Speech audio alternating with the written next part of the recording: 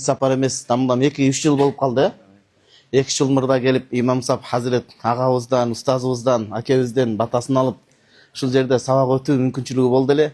Кайра сиздер менен жүздөшүп отурабыз. Ушул мүмкүнчүлүккө Аллах Таалага миң мертебе шүгүр. Аллах динден, имандан, дин мээнетинен, акыйкатынан түшүнүк бербегенде биз башка жолдо отуруп калышыбыз мүмкүн эле да. Кудайым асырап сактасын. Атайын хатибияттан келген Хазирет, Аллах разы болсун сизден устазым. Андан кийин мына Баяман иниңиздер, уулуңуздар азыр Египетте окуп атат. Биз биргебиз, бирге сабак кылабыз. Бүт Матуриди акыйда, Ханафи маса боюнча фикh сабактардан бүт катышып, эң жакшы көрсөткүчтү көрсөтүп атат. Мактоо Аллага гана татыктуу, жакшы аракет кылып атат. Кыска убакыттын ичинде араб тилин үйрөнүп, Кудайым буйрса мен ойлойм, чубак устазыбыздай залкар инсан болуп кайтып келет деп. Ушул уулуңуздарга дуа алып турасыздар. Ушундай инилерибиз сиздердин уулдарыңыздын чыгышына мына тээ тиякта чоң дамылlardan, уламалардан, олиялардан келген дамыллар отурат. Аллахым разы болсун Хазирет сиздерден. Эмгектериңиздер кабыл кылсын. Ассаламу алейкум рахматуллахи ва баракатух.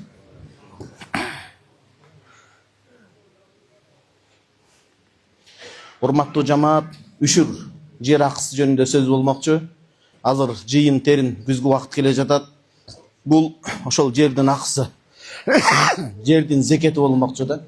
Ошон үчүн бул маселеге амал кылам деген максатта туралы үшүр жердин акысын өтөп, Аллах Тааланын ыраазычылыгына пайгамбарыбыз саллаллаху алейхи вассалам чыныгы үммет экендигин тастыкташыбыз керек. Суроолор болсо азыртадан жазуу түрүндө бере берсеңиз болот.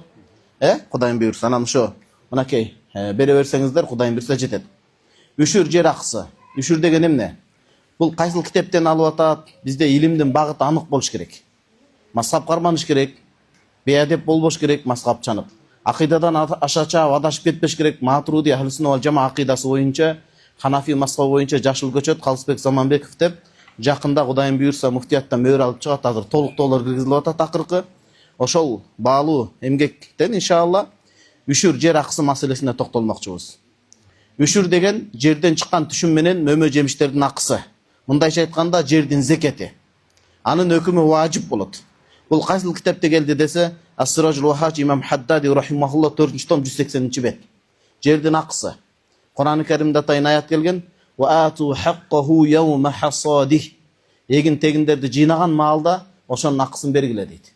Бул жалпылай элге келгенде акысын бергиле деп.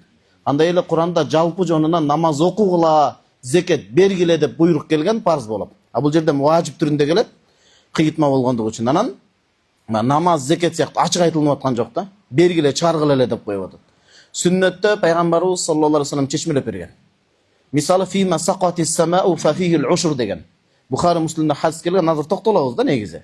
Асман менен сугарыла турган жамгыр, суу, молчулук, кененчилик болуп сугат жер болсо, чыккан түшүмдүн 1/10 бересиз. Вал харжу алейхи, эч кандай мээнетиңизди эсептебестен туруп.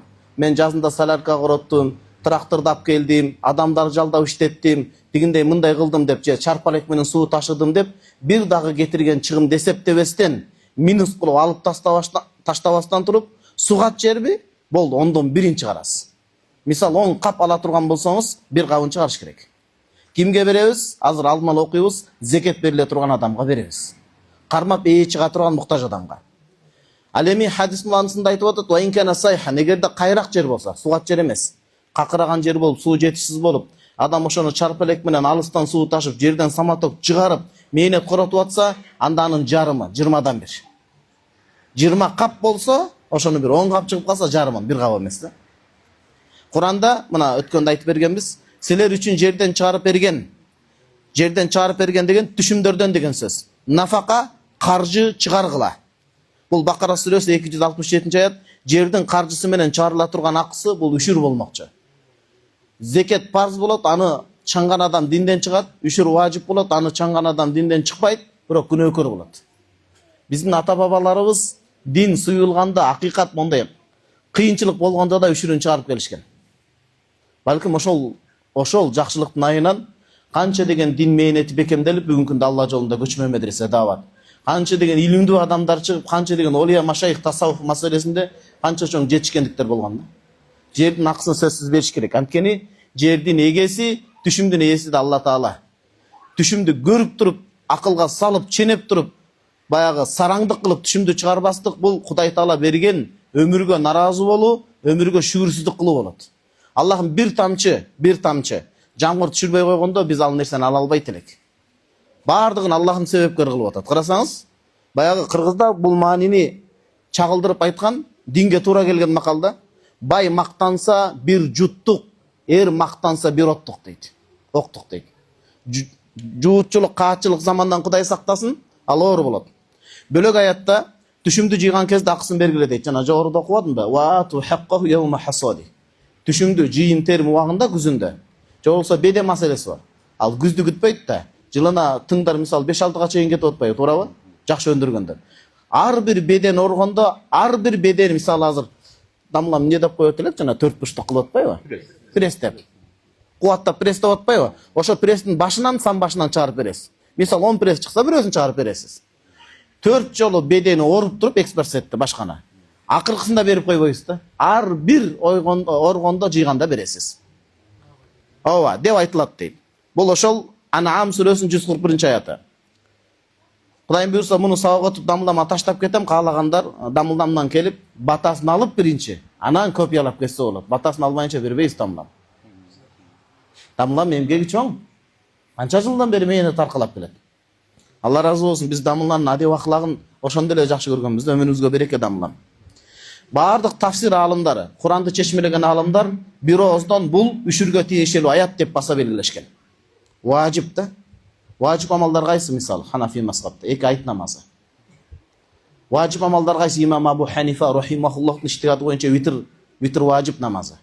Саждату тилава, Куран аяттар 14 аят бар Ханафи мазхабта. Ким уккан болсо сажда кылыш милдет болот. Милдет бул парздан бир тепкиче ылдый турат. Таштап койгон адам себепсиз күнөөкөр болот. Аны чаңган адам динден чыкпайт, бирок өтө чоң күнөөкөр болот. Имам Сарахси мына өзгөндөн чыккан, өзгөндө кайтыш болгон. Имам Сарахси рахимахуллах дагы абдан баалуу эмгеги Мабсут китебинде, Мабсут китеби бүгүнкү күндө 40 том. Татыктуу эмгек кылынса бир 50-60 томго барат да булчу. Мабсут китебинде ал жерде үшүр максат кылынган деп эскерген да. Жогорку аятта. Жогорку аятты төмөнкү хадис кеңири баяндайт. Жана айттым. Жамгыр менен сугарылган жерден 1/10, ал эми чоң чака жана улоо менен ташып сугарылган жерден 1/1 жарымын чыгаргыла деген хадис бар. Аллах Тааламдын бир жеңилдиги да туугандар. Үшүрдү чыгарам деп отурсак жакшы болот. Сөзсүз. Жамгыр менен сугарылган жана суат жерден чыккан түшүмдөн аз же көп экендигине карабастан 1/1 чыгарылат. 10 килограмм чыгып калган болсо деле, мисалы айталы, картошка жана башка. Анда ошону 1 килограмм деш керек болот. Бизде мындай түшүнүк бар экен, бул жерде кандай билбедим дамла. Кыргыз бир элбиз, бөлүнбөйбүз. 7 дубан бардыгыбыз бир элбиз. Бардыгы такалып адам атага барабыз да. Бөлүнүүгө жол жок. Гөлдө, гөл өрөөнүндө. Мындай үрп адат бар экен дамлам. Түшүмдөрү жыят, анан жыйып туруп туугандарына бөлүп берип коет экен. Мына, мен ошону менен үшүрдөн кутулдум деп. Анан суроо узатат да Хазретин. Мен ошондо үшүрдүн акысынан важиптен кутулдум десе, жок. Туугандардын ичинде ага муктаж болбогон туугандар болушу мүмкүн.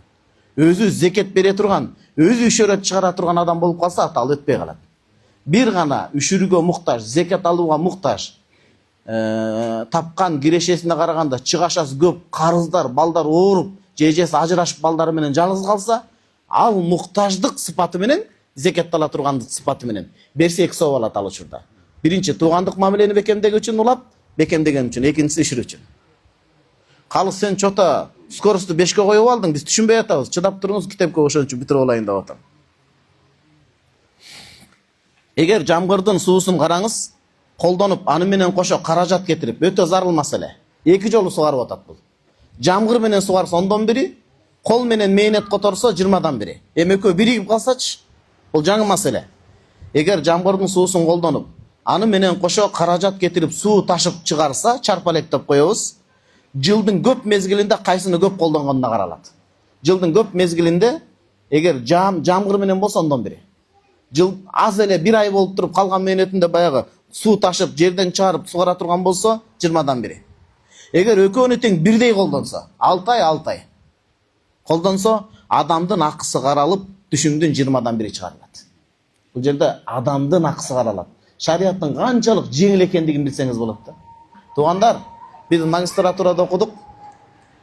Үшүр чыгаруу менен, зекет чыгаруу менен мунун пайдалары көп. Биринчи, кылмыштуулук азаят. Курсагы ток болбогон адам кылмышка барат экен да. жетим жесирге каралашабыз. Ким жетим жесирге каралашса Аллах Тааланын жардамы түшөт ал жерге. Нусрат деп коет, жардамы түшөт. Анткени пайгамбарыбыз саллаллаху алейхи вассалам айткан: "Ана ва кафилул ятим кахатейн." Жетимди кепилдикке алган адам кыяматта ушунчалык жакын турат деген. Онун пайдалары көп да туугандар.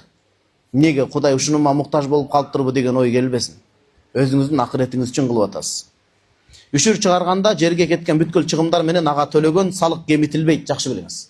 Кээ бир адамдар салыгын, жердин налогу бар, ошону минус кылып чыгарып кемитип, анан картошканыкын чыгарып бир кандай гана мындай аз гана өлчөмдө чыгарат, андай эмес. Неге? Аллах сизге өлчөбөй жамгырды берип атат. Аллах сизге өлчөбөй түшүмдү берип атат. Аллахтын астында битиренип, сараңданып калбаш керек. Вал харжу алейхи деген мухтасар лукаяда. Орта Азияда этибар алган китеп, зыян эсептелбестен туруп чыгаша.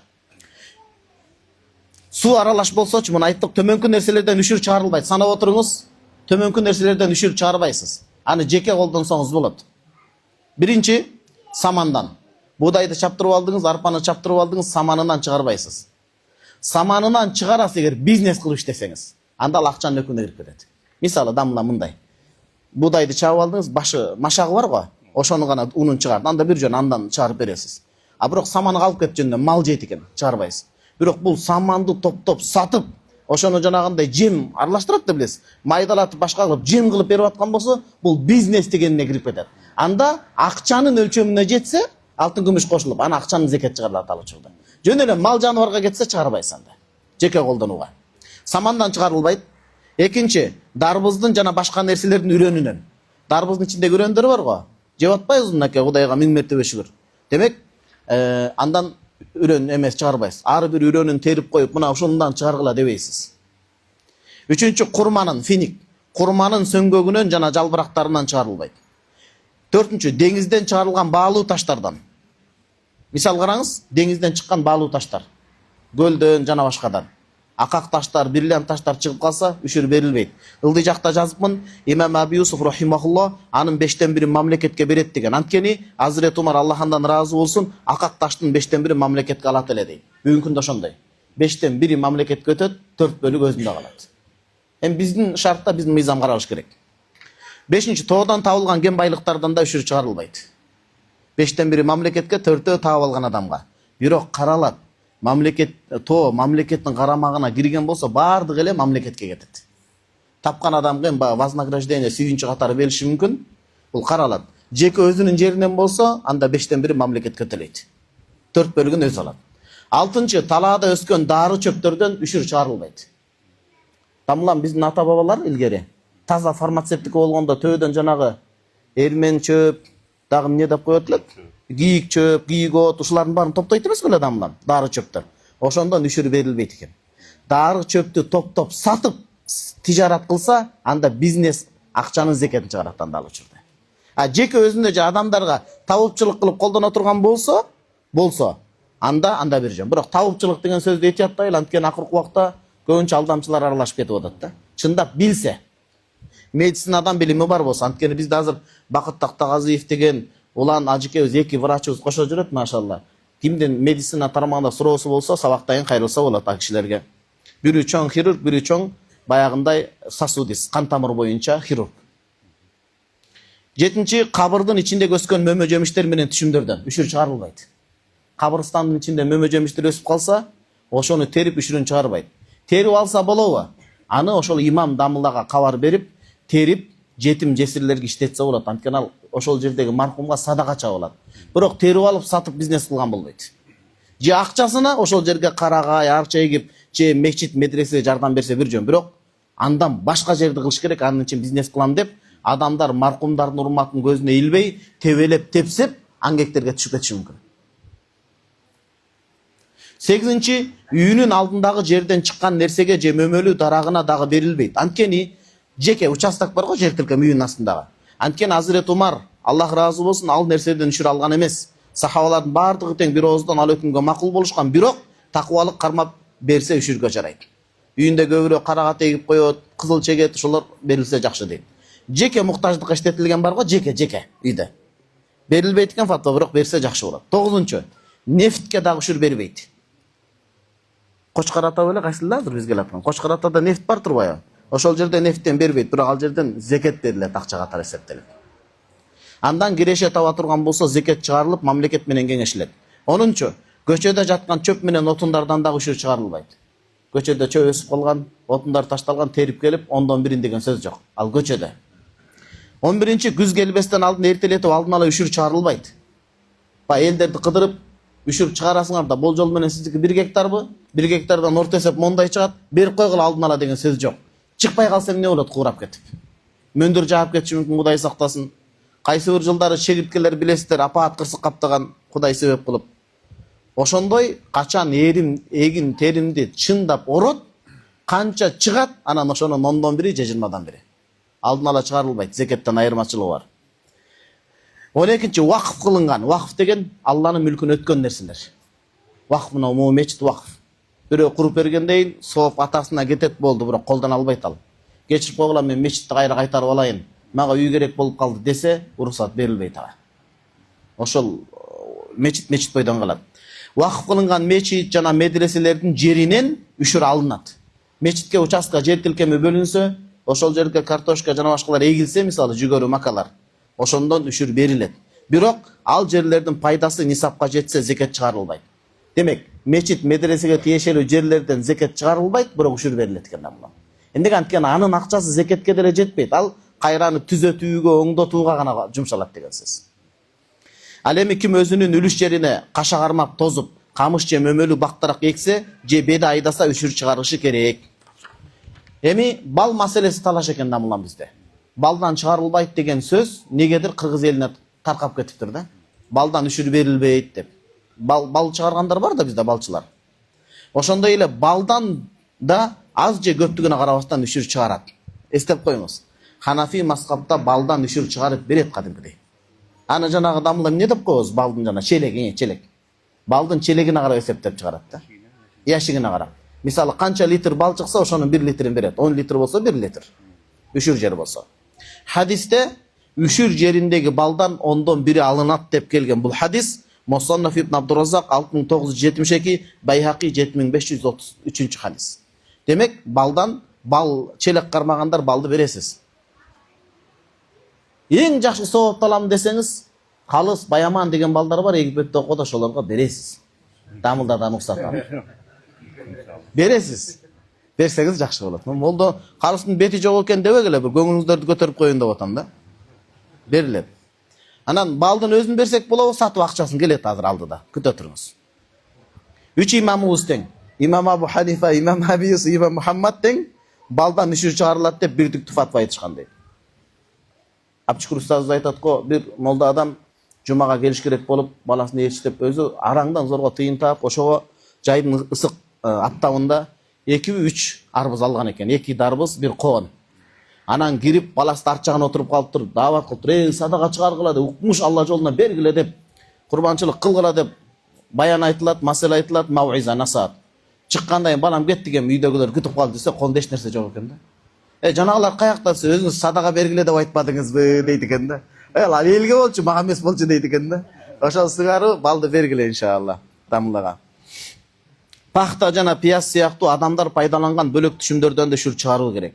Бирок мага айтышты да мулан пахта баягы үшүп, жамгыр жаап башка болгон себептен көп айдалбай атат азыр деп, Мурда демек айдалган, азайды. Кыйла азайды дейт да мулан.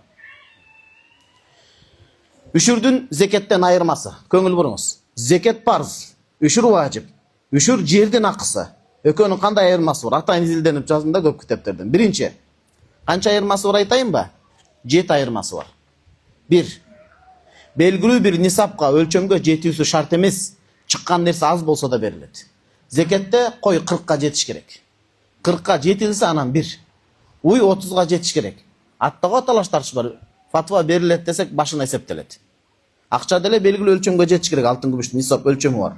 Үшүр андай эмес. 10 даана картошка чыгып калса да 1 даанасын бересиз. Ушунчалык деңгээлде да. Экинчи айырмасы, узак убакытка бузулбай сакталуусу шарт эмес. Жок, кое тур. Мо алмам узак убакытка сатылыш керек, сакталыш керек деген жок. Зекет да ошондой. Зекет чыгарыла турган нерсе 1 жыл айланып сакталыш керек. 40 кой, быйыл 40 кой болду. 2027'nin uşul gününe çeyin 40 koydan düşpese bir koy beriledi. Keyinki жылы 10 ele koy bolup kalsa, biröөгө berip jep başka bolup kalsa zeket berilbeyt. A үшүрдү антип күтпөйсүз. Чыккандайын дароо бересиz. Дамла ушинтип айтышат. Казакстандан билесизби, Боордош калктан. Абдыгапар Усманов деген алым эткен. Биздин чубак устаздан алым. Ошол киши балдары Сарагач деген медресе бар. Ошол жерде Египетте окуйбуз да балдары жээндери менен айтат. Биздин Раматылык акебиз дейт алар атабыз. Раматылык акебиз талаадан мисалы 100 түп болсо ошонун 10 түбүн бөлүп туруп мисалы 10дон бирин жана башка. Ошонун чыкканын бардыгын үшүргө бергиле деп ошол башынан бөлүп коет эле. Кампага алып келип, сарайга алып келип, анан бөлбөйт эле дейт. Жерден салып үйгө алып келгенде нас иштей баштайт экен. Кызылдай ушундай картошкаңды берип ийесиң депчи. Карасаңыз адам нафсизи канчалык. Көзүнө көрүнө электе шарт берип салыңыз жеңил болот экен. Нафсиз иштей баштабайт. Үчүнчү, бир жыл айланыш шарт эмес. Канча жолу түшүмдү жыйнаса ошончо жолу үшүрүн чыгаруу керек. Беде маселеси. Төртүнчү, падыша үшүрдү мажбурлап алып муктаждарга таркатса болот. Зекетти мажбурлай албайт. Үшүрдө падыша мажбурласа болот. Эмнеге? Адамдар ачарчылык, каачылык, жутчулук заманда андай болбосун, түшүмгө муктаж болуп калат экен. Түшүмгө муктаж болуп калат. Ошол үчүн адамдар үшүрүн чыгарбай, адамдар ачкачылыктан өлүп кете турган болсо, милдеттүү түрдө адамды аралап туруп ар бир үйдөн канча сотук бар, эмнени эктиңиз, канча алдыңыз деп эсептеп туруп, ошонун 10дон бирин бергиле дейт экен да. Бирок акылуу адамдарга жетиш керек. Ортодо калып калбаш керек. Сизге бир эле мисалды айтайын. Мукай Элебаев атабыздын Узак жол деген нерсе бар. 16-жылдагы үркүндө жазган да. Ошондо бир чөйчөк кесени көлдүктөр эмне деп айтат билесизби? Бадоот дейт. Водоводдон алган да. Бадоот кесе. Bir badot, bir kese buğdayga 10 adamdan. Katı açarçılıktan bir kızın satıp algan zaman bolgan eken da.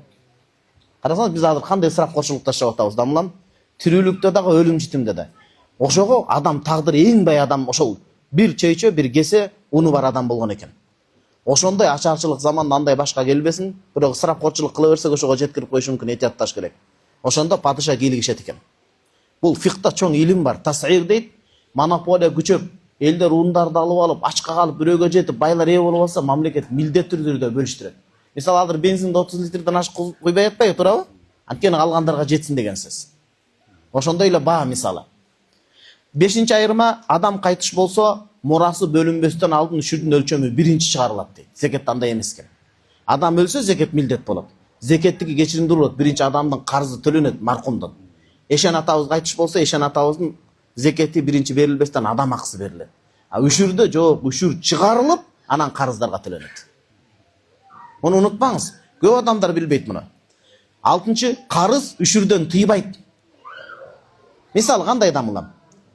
Беде 100 пресс болду. 10 прессти чаржым керек да мен үшүр жери, сугат жери. Жок, менин карызым бар эле, мен 10ду да чарбайм, кечирип коюңуз молдоке. Дамыла. Эмнеге? Имам сап. Мен 10-ун сатып карызымды төлөш керек десе болбойт. Карызы бар болсаям, түшүнүп атасызбы? Карыз мен ам көлдүкмүн болуп атат да биягычы. Карызы бар болса хам 10 түптү чыгарып бериш керек.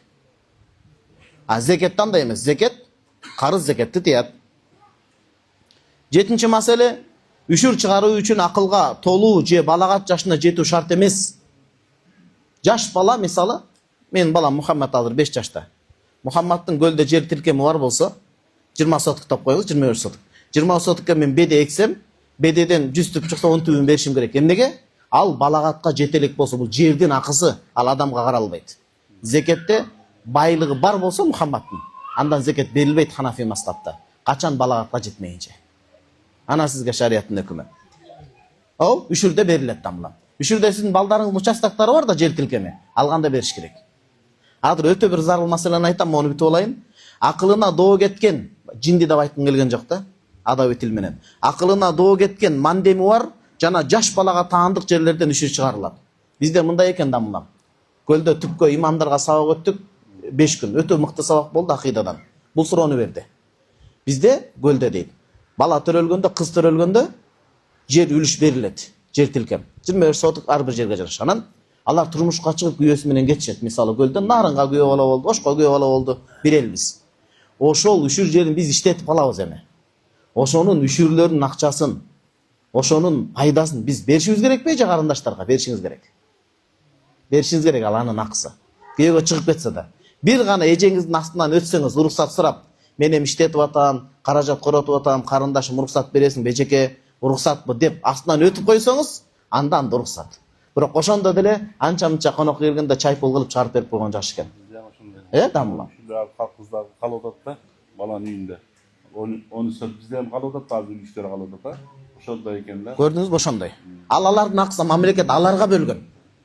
Эртерээк чык турмушка, эртерээк кет мен иштетет элем деген сөз жок. Келгенде кадимкидей чай пулун чыгарып берип коюш керек. Аке бул каяктан десе, сага бөлүнгөн ушул жерден дейбиз.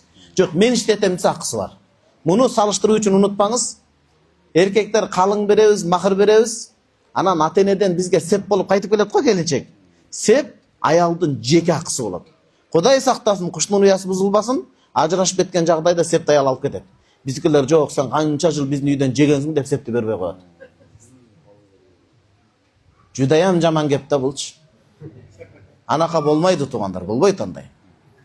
Неге? Ал аялдын акысы. Ажырашпасын биринчиден. Чубак устаз бизге шуну сабак өткөндө айтты да, мен кийин үйлөнгөндөн ошо амал кылдым. Апама келдим, апа үйлөнүп алып эле балам келин тарап болуп кетти дебеңиз. Шариаттын өкүмү келиниңизди да чакырып келип келинчегимди. Келинчегим сенин себиң келди, мына кайната кайненем ата кенекем алып берди. Бул сенин акың, бирок акыңдан кечесиң, апам колдоно берсин. Биз Египетке кетсек, башка кетсек, төшөк, жаканда өс балыштарды колдоно берсин, жазыктар десем, менин дүйнө талашмак менен бул апамдыкы деди. Болду, ошо менен акысын кечти. Жок, ордунда коюп койгула десе, ордунда коюп коет экенбиз да. Акысы бар экен. Ооба, биз тиякты сүйлөгөн менен мо акылардын өтөөсүнөн чыкпасак кыйын болот. Мен намаз окуп атам, аж умрага барып атам. Эмне дуам кылбай атат молдеке дегендер бар да. Сиз үшүрдү бербей атасыз ошон үчүн. Сиз карындашыңыздын акысына кирип калгансыз ошон үчүн. Сиз келиниңиздин акысына кирип атасыз ошон үчүн. Акы жаман нерсе адам акысы. Дин үчүн, мекен үчүн шейит кетсе да адам акысы кабырда кармай берет да. Андан кийин үшүр зекетке бир учурда окшошот. Окшошуу убактысы кайсы эме? 7 учурда өзгөчөлүк бар. Bir учурда окшошот качан? Зекет таркатылган адамдарга гана үшүр таркатылат. Бизде мындай фатва чыгып кетти туура эмес там. Ушуну эскертип коеюн. Башка өлкөлөрдөн бизге вирус кылып сиңирип алып турду, ушул фатваны айтпасам болбойт. Үшүрдү, зекетти мечитке, медресеге колдонгон болбойт, мектепке. Бала бакчага болбойт, мечитке болбойт, медресеге болбойт. Медресенин ичинде окуп аткан балдарга берсе болот. Мечитке келип аткан муктаж адамдарга берсе болот. Бирок мечитти жаңылоо үчүн ремонт кылып болбойт. Медресе куруу үчүн болбойт, мектеп үчүн да болбойт. Кээ бир адамдар мектеп салып, мектепке зекет бергиле дейт, болбойт ал. Эмнеге? Бул менин сөзүм эмес, бул алымдардын сөзү, Ханафи мазхабы. Эмне үчүн? Зекетти үшүрдүн ала турган адам зекеттин адамдар экен. 7 түрлүү адам. Ошону кармап, чыга турган адам муктаж болуш керек. Муктаж адам ошол акчаны кармап, түшүмдү чыгып калыш керек. Мечитте да, медреседе, мектепте да андай нерсе жок. Ага эмнени чыгарабыз? Садака чыгарыңыз. Сооп кете берет. Бирок моюндагы важиптен, парз зекеттен кутулуш үчүн жанагыларга бериш керек. Түшүндүңүздөр да, туугандар? Эгерде берип койсо бөлөктөн берип алды. Ооба. Ажыкен берип койсо эсеп эмес, бирок Кудайым берген Кудайга жагыптыр. Берип койду мектепке деп. Туура фатвада өтпөй калат, кайра чыгарасыз. Бирок беркилер дооло, силер алдамчы экенсиңер дебеңиз. Ага сооп кетет. Жаңыдан чыгарып коюш керек. Үшүрдү чыгаруу убактысы, көңүл буруп коюңуздар, өтө зарыл бол. Үшүрдү чыгаруу убактысы. Биринчи, бул талаш тартыш маселе. Мазхаб башчыбыз имам Абу Ханифа рахимахуллах жана имам Зуфар рахимахуллахтордо түшүм менен мөмө жемиштер колдонууга даяр болуп, бузулбай тургандай калыпка келип бышканга жакындаган учур дейт. Мисалы, сентябрда бышса, августтарда жарап калат. Августта деген сөздү айтып атат. Экинчи имам Аби Юсуф рахимахуллах толук бышып жетилген учуру дейт. Сентябрда айтып атат. Мисалы. Үчүнчү имам Мухаммад рахимахуллахто мөмө жемиш терилип, түшүм орулуп, каптарга салынган учурда дейт. Фатвашга берилет.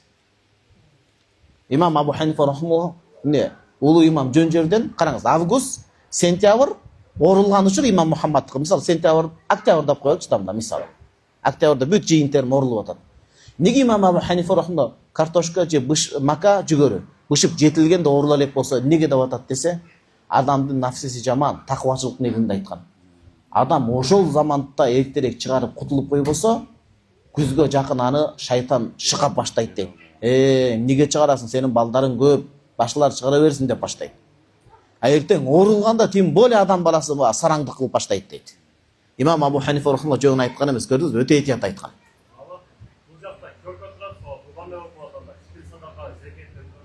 Ооба, ал мамлекет көзөмөлдөгөн дагы өтөт.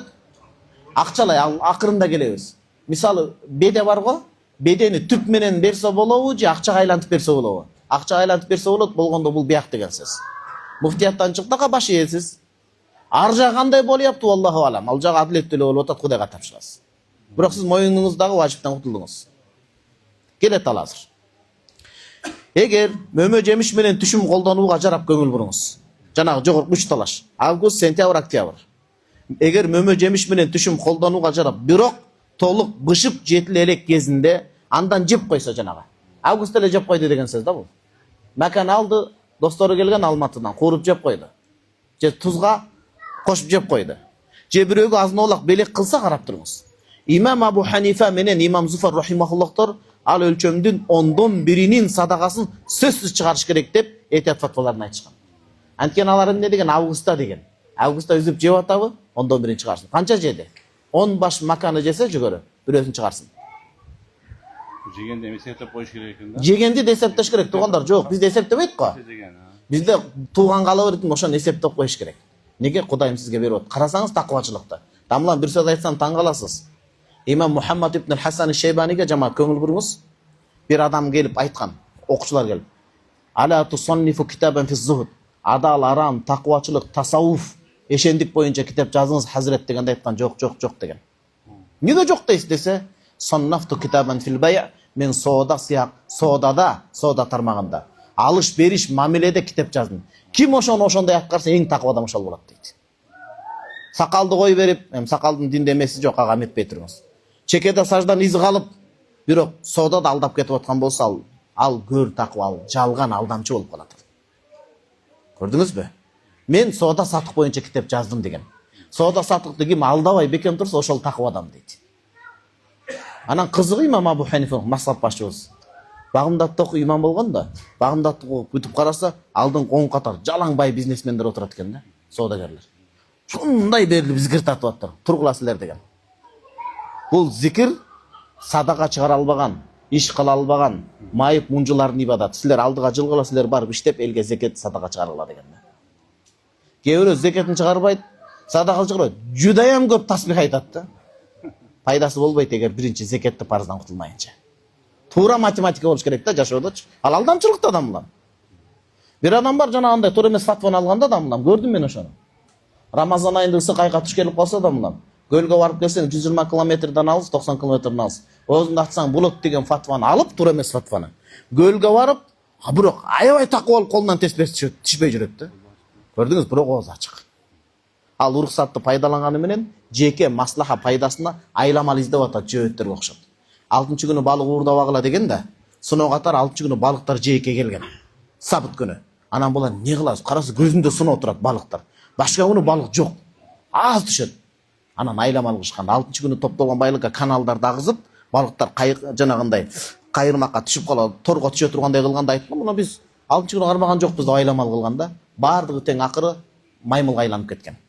Шарияттан да ашып түшүп акылдуумун дебеңиз, шариятты айлакерлик менен жеңем дебеңиз, ал Алланын иши. Аткара албасаңыз, аткара албайм деп кечирим айтыңыз, ошол жеңилирээк. Ойношпоңуз бирок. Андан кийинки маселе, караңыз, ал эми 2 шакирти болсо Имам Абис Мухаммадтар рахимахумулла андан садака чыгаруу милдет эмес деп айтышкан. Фатва имамдыкына берилет. Мөмө жемиш бышып калган кезинде, көк көзүндө эмес. Август айында ким жеп койсо эсептеп жазып коюңуз ачып.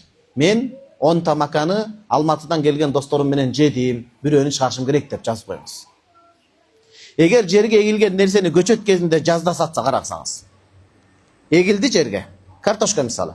Экти, бирок бул адам эгипеттикалар окуйм деп калды. Окуп келбесем болбойт экен деди. Бирок жерде картошканы, маканы, жүгөрүнү эгип койгон. Көчөт кезинде жазда сатса, сатып алган адам түшүмдү жыйнаган малды шүрдү чыгарат. Египетте кетип калган адам чыгарбайт. Анткени ал августка жете элек. Августка жеткен адам чыгарат экен да. Ал эми түшүм жетилген күз учурунда сатса, сатуучу үшүрүн чыгарат. Сатып койгон адамга күзүндө августта сатса, эми сен чыгарасың дебейт. Ошол адам өзү чыгарып туруп, анан калганын сатат. Эми жерди ижарага берсе, бул өтө зарыл маселе дамлам. Жер тилкеми бар го. Жерди ижарага берсе, ошонун үшүрүн ким чыгарат? Ижарага иштеткен адам чыгарабы же берген адам чыгарабы? Бул өтө зарыл маселе. Эгерде жерди ижарага берсе, ээси ижаранын акысынан үшүр чыгарат. Жаттап алыңыз муну. Ээси үшүр чыгарат экен. Акча алдыбы? Ошол акчанын 10/1 чыгарат. 10 000 сом алса 1000 сомун чыгарат эгер сугат жер болсо. Кайрак жер болсо 10 000 сомдун 500 сомун чыгарат. Берген Кудайга жагыптыр да дамлам, караңчы. Вроде аз өлчөмдөй акча, бирок акыретте кандай моюн кыйлашат ошол. Ижарага алган адамга, ижарага алган адамчы? Ижарага алган адамга үшүр чыгаруу милдеттүү эмес. Бул фатва мазхаб башчыбыз имам Абу Ханифа рахимахуллахка таандык. Ал эми эки окуучусу болсо имам Абу Юсуф имам Мухаммад рахимахуллахтар ижарага алып иштеткен адам үшүрүн чыгарат деп айтышкан. Анда экөө тең чыгарат деген. Эки шакиртинде. Ижарага берген адам да чыгарат акчасынан 10/1, ижарага алып иштеткен адам да бирок алып түшүмдөн чыгарат деген. Өтө зарыл маселеге келдик. Кайсы бир адам белгилүү бир жерди туруктуу киреше табуу үчүн сатып алып иштетсе, баг эгип, алма эгип, мисалы, мен ноокатка күйө алам да билесиздер. Ноокат түпкө окшош экен Хазирет, алманы көп эгеткен. Мен азыр каяктык десе ноокаттыкмын деп жооп берип калдым. Үйлөнгөндөн кийин ошондой болуп калат экен. We are from десе, I am from in ноокат деп атам да. Бир көңүлүңүздөрдү көтөрүп коюңуздар, жакшы таба көтөлү. Бирөө айтып келет, сен каяктансың десе, мен Жалал Абадтан, мен ошон Баткен, сен каяктансың, мен ам көлдөмүн деп тур да бирөөчү. Кайсы бир адам дейт, белгилүү бир жерди туруктуу киреше табуу үчүн сатып алып иштетсе, Хазирет сиз көл жакка бардыңыз дей салганда бир 5 гектар жерди карап калдыңыз. Бул жерге алма эксе болот экен деп сатып алдыңыз, киреше максатында. Бизнес да. Мазхаб башчыбыз менен окуучу Абу Юсуф рахимахуллахтар ал жерден үшүрүн гана чыгарып зекетин бербейт деп айтышкан дейт. 5 гектар жердин алсаңыз, 5 гектардан алманы эксеңиз, алманын түбүнөн сугат жер болсо 10/1 чыгарат экен. Зекет бербейт дейт экен. Ал эми имам Мухаммад рахимахуллах болсо үшүргө кошуп зекетин дагы чыгарат деп айткан фатошка берилет. Көлгө салып бардыңыз, 5 гектар жерди алып алма эктиңиз, күзүндө келдиңиз. Үшүр катары жердин алмасын да чыгарасыз, акчалай берсеңиз алма менен болот. Плюс ошол алмалар сатып бизнес кылсаңыз, зекетке жетсе, же башка акчалар кошулса, андан зекетин да чыгарасыз. Бере бериңиз, зата Кудайдын астында жүзүңүз ак болот. Канча береке табасыз. Өткөндө ноокатта бир тууганыбыз бар, кызмат кылып жүрдү. Жусуп Зия деген бала экен. Айтат тамылам. Кашмышым сатып иштейт экен да. Апама, атама жакшылык кылган сайын Кудай Таала мага 10 эсе кайтарып берет дейт. Ошо күнү дароо кайтарып берет дейт да. Аллах менен мамилетсиз болуп тур ал адамчы. Үшүр чыгаруунун кээ бир пайдалары. Жакшылап билиңиз, үшүр чыгаруунун пайдалары көп. 5 пайдасын эскерип санап отурубуз. Биринчи пайда жердин акысынан кутулат. Биз азыр мен коркутпай, үркүтпөй сабак айтып атам да. Эл анткени сүйүнчүгө муктаж да. Бирок бир нерсени эскерге кетейин. Ким үшүрдүн акысын чыгарбаса ошол жер түшүм кыяматта кабырында жылан болуп мойнуна оролуп калышы ажеп эмес. Анткени хадистердин жалпы ишари мааниси ошого ортто калат. Ана малук, ана канзук деп чыгарылбаган зекети, бул деле жердин зекети болот го. Билесиңби, мен баягы чыгарбаган зекеттин акчасымын, чыгарылбаган үшүрдүн акчасымын деп мойнуңа оролот, эми Кудай андан сактасын. Жаманды айтпай эле коелу, биз андай эл эмеспиз, биз берешкен элбиз. Каракулжага кече өттүк окшойт. Каракулжада жакшы үрп-адат сакталып калыптыр дамылам, биз бөлүнбөйбүз, бир элбиз. Ар бир үйгө кирсеңиз кымыз сунуп берет экен да. Анан кымыз алайкунукун биринчи ирет иштин дамылам, бөлөп турбайбы ал? Сорпо кымыз экен да. Сап-сары, ошондой көргөнсүзбү дамылам? Биринчи ирет сорпо. Алайкууга барыш керек экен да. 3 күн даватка барсаңыз, Хазиреттерди алып. Бирок кымыз үчүн ниет кылып барбаңыз ал жерге. Алла үчүн ниет кылдым. Алла, 3 day in of Allah деп 3 күн Алла жолунда чыгып атам деп дамлардан илим алам деп барасыз. Хазиреттериме кызмат кылам деп барасыз. Анан Кудай насип кылып калса шорпогумуздан ичесиз. Экинчиси. Жыйнаган түшүм менен бир көңүлүңүздөрдү көтөрүп коюм. Жана эле Баяман инебиз жолдон келет, көңүлүңүздү көтөрдү да. Болгон окуя экен. 3 күн демекчи бирөө бир рекет, зекет жөнүндө сөз көтпө, рекет.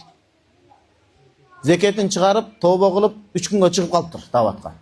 Алла жолунун сонунда чыгып, анан 3 күндөн кийин айтып турду да, эмне кандай өзгөрүү болду деп карбызар алат го.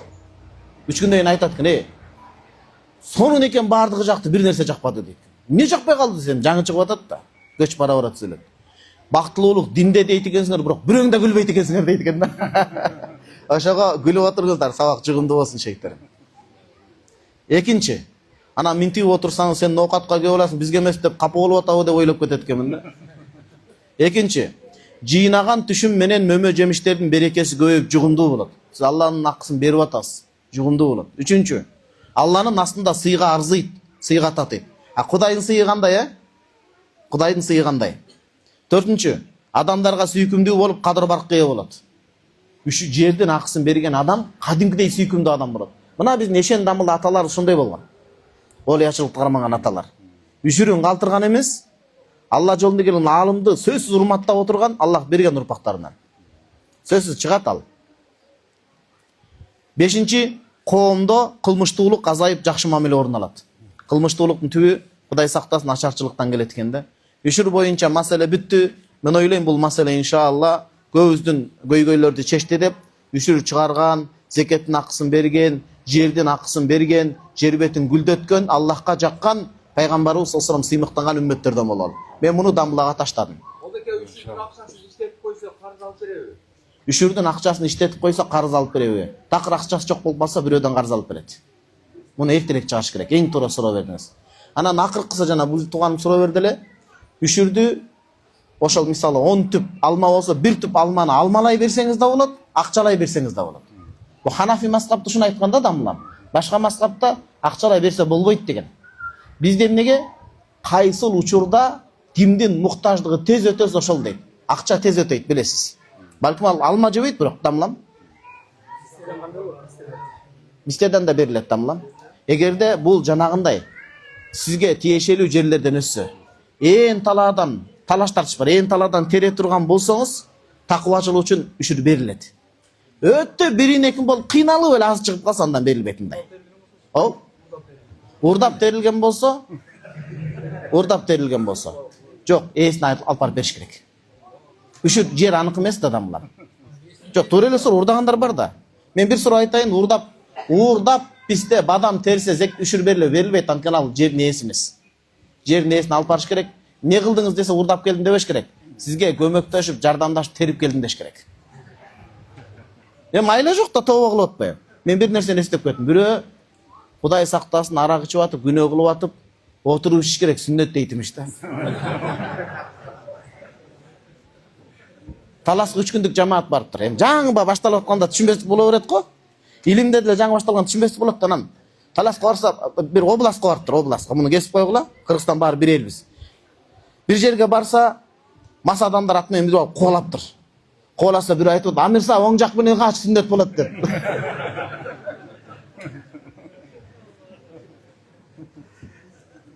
Жашоодо ушундай кызык боло берет экен. Анан балыкчы деген жер шаар билесизби? Абдулла Шейх чыккан. Өтө криминалдый жер болгон экен. Азыр дин мээнети устаздар чыгып, кандай караңызчы иман болсо. Балыкчыдан дамлам 3 күндүк бир күн 3 күнгө чыккан киши бар экен. Анан башкалар жапжаң адамдар экен. Анан сиз амир сап болуңуз деп шайлап койгон экен. Байкуш аксакалдын соргол иштебейт экен. Дробилка деп эмне дейт? Тактай тилгенде алынып кетиптир да. Анан пилорамадан. Аллаху акбар деп оң колун көтөрсө ар жагынан бар. Аллаху акбар деп оң колун көтөрөт имиш да. Андай болбойт. 2 кол көтөрөсүз. И плюс кулактын жумшагына тийиш керек. Суроолор дамлап. Ассаламу алейкум устаз дейт. Алейкум ассалам рахматуллахи. Менин суроом. Жолдошум арак ичет. Эжекебиздин суроосу экен да. Ал үйдө болгондо намаз, зикир, Курандарым суздашып кетет. Ал сапарга кеткенде бар ордунда болгондой болот. Сурайын дегеним, анын ичкени бизге таасир береби, дуа кылып коюңузчу. Таасирин берет, суздашып атканыңыз ошол да ачык сөз. Бирок сиз жакшы мамилеңизди калтырбай дуа кыла бериңиз, арагын токтотсун. Имам Бухари рахимахулла бир риваятта көзү көргөн эмес дейт. Көзүндө мандем оору болгон. Энеси тагачы түзбөй дуа кылып атып көзүн кайтарган дейт да. Дуанын таасиринде Аллахым кайтарып берген дейт. Аял зат өжөр болот экен. Кайсыл тармакка кирсе дамылам, ошондо адис болмоюнча чыкпайт экен да. Анткени мына эл аралап жүрүп суроо жооп кыласыз го. Азыр эркектерден Аллах шүр жакшы келип атат. Аялдар мындан 10 эсе көп болуп кетип калат. Жок дегенде 5 эсе. Убакыт жетпей калат суроолор келип. Талап күчтүү да, спрос күчтүү. Ошого сиз албетте арактын таасири жаман, дуа кабыл болуп башка болот, бирок ал сиздин күйөөңүз, балдарыңыздын атасы. Эртең оңолуп кала турган болсо, сиздин бейишиңиз болот. Таштап койбоңуз, дуа кылыңыз. Эң жакшысы daarат менен, зикир, пикир менен 2 дуаны көбүрөөк, 3 дуаны көбүрөөк кайталап тамактасаңыз, иншалла арагын таштайт. Бул уруксат берилген жол. Биринчиси daarat менен атайын мен күйөөм оңолсун, Алла оңотушуну себепкер кылып. Тамак кам болот, процесс болот да. Ошондо биринчи зикир салават көбүрөөк айтыңыз. Тамак жасап атканда, камыр туруш дияктан. Экинчиси я вадуд. Вадуд деген Аллахтын ысымдарынын бири сүйүү тартуулоочу зат деген сөз. Анткени адам никеде болот сүйүү сураса. О Аллахым күйөөмүм менен сүйүүмдү бекемде, ичпей калсын, мен жакшы сөздөр муксун деп. Төртүнчүсү я латиф. О тагдырды жеңил жазуучу зат. Тагдырыңызды өзгөрт. Күйөөмдүн тагдыры сен билесиң, аракештикти таштасын деп 3 дуаны кайталап daarat менен тамак жасаңыз, кадимкидей өзгөрөт. Кээде тамагын ичип алып, кадимкидей ачууң келет, демек билесиң аялың ачууланып тамак жасаган. Кадимкидей таасир этет. Дамылам дуа кылып коюңуз сөзсүз. Бүгүн бир апа айтпай эле коеюн, кече сабак болду, кайсыл област, кайсыл жерден экен, сыр бойдон калсын. Апа баласы 26 пара Куран жаттап, 4 эле пара калгандар жакта, 30 бөлүктөн турат да адамлам. 26 бөлүгүн жаттап, анан намазында таштап, Куранда таштап коюптур. Көкмойнок деген Жалал-Абадта медресе барбы дамлам? Көкмойнок деген жер барбы? Же Көкжаңгакпы? Көкжаңгакта медреседе окуптур. Медресени окуптурдан ошондой болуп калды. Анан апасы суроо жазды. Бул улуу балам, кичүү балам кыйналып калды дейт. Анан бүгүн сүйлөшсөк айтат, дуа берейин деп белек бердик да, чоң апа экен, апабыздан улуу. Кантем деп айылам куруп дейт. Күнүгө эртең менен Аллахка ихлас кылып 45 рет Ясин окуп, кешинде 45 рет Ясин окуп аттым балама хидаят сурап дейт. Туура жол сурап. Балам дейт, 2 маал намазын тургузуп, Аллага шүкүр, Алланын каалоосу менен сүрөлөрүн кайталап баштады дейт да. Көрдүңүзбү апалардын эмгегин? Ушундай аялдарыбыз бар экен, биз бактылуубуз, мамлекетибиз күчтүү болот иншалла. Assalamu алейкум, таксыр дейт. Мен Эгемберди, мага дуаңызды берип коюңузчу, үйлөнө албай жүрөм. Мен дагы үйлөнүп, бактылуу бала чакалуу болууну каалайм. Атам апам менен умраларга барууну үмүттөнөмүн дейт. Мен ушу үйлөнө албайм деген туугандарга таң калып бүтпөймүн да адамга. Ага чоң башында эле кереги жок үйлөнүү үчүнчү, негизи чоң ойлонуп деле кереги жок. Мурда бул биз күлүп атабыз, бирок бул ыйлай турган акыбалга келдик. Кыздардын кечиги турмушка чыгуусу, карьера деп отуруп бактысынан айрылуусу, энелик бактыдан. Бул ыйлай турган акыбал. Балдардын үйлөнбөй кечеңдирүүсү, биз өткөндө 2 күн алдын статистиканы карасам, 27-28 жашта үйлөнө турган куракка жетиптир, орто статистика. 27-28 ажырашуу андан көп экен. 5 жыл жашаган үй бүлөлөр орто эсеп менен дамылган. 16 000, 17 000 муну тактайбыз, ажырашуу бар экен жылына. Эми областтардын атын айтпай эле каякта көбүрөк. Эң аз ажырашуу Таласта болот экен. Демек, дерскилер жашайт окшойт да кетпейсиң депчи. Сүйүндүм бирок, ажырашуу аз экен. Же болбосо Таласка көбүрөөк даватка барыш керек илимге, же талактык бешбармакты көбүрөөк жеш керек бир болбосо. Алла разы болсун, ажырашуу аз экен Таласта. Баарыбыз бир элбиз. Анан бул үйлөнүү кечиккен сайын зина көбөйөт. Үйлөнүүдөн кечиккен адам 3 түрлүү болот. Дамлам кармап коесуз, кечирип коесуз, баягы шейим суранчы. Биринчиси өтө такыба адам кыздарга карабайт. Орозо менен, зикир менен, такыбачылык менен, дуалар менен өзүн бекем бармайт. Экинчиси эркектик тараптан ооруйт медицина тармактан. Ошон үчүн үйлөнбөй жүрөт. Эч кимге айта албай жарылып. Үчүнчүсү же левый брак берекке барып коет да бул. Левий беректе мергенчилик кылып коет экен. Бир ок атып, 2 ок атып, ар кайсылар менен. Түшүндүк, мен кагаз куруп мергенчиликти атып кылат, бирок сол тарапта да, оң жак тарап менен. Ушинтип жүрө берсе, үйлөнүүнү кечеңдете берсе, көбүнчө үчүнчүсү көбүрөөк болуп атат. Зина көбөйөт. Бухари, Муслимде Сунан Даракутнийде хадис бар туугандар. Ман ташара фи каумин риба ва зина илля халлу би анфусихим азабаллах. Катуу айтылган хадис. Кайсыл коомдо 2 оору таркаса, өздөрүн өзү бале азап тилеп алат дейт, чакырат дейт. Сүткорлук биринчиси, экинчиси зина. Зина көбөйбөсүн туугандар, биз аз эле элбиз.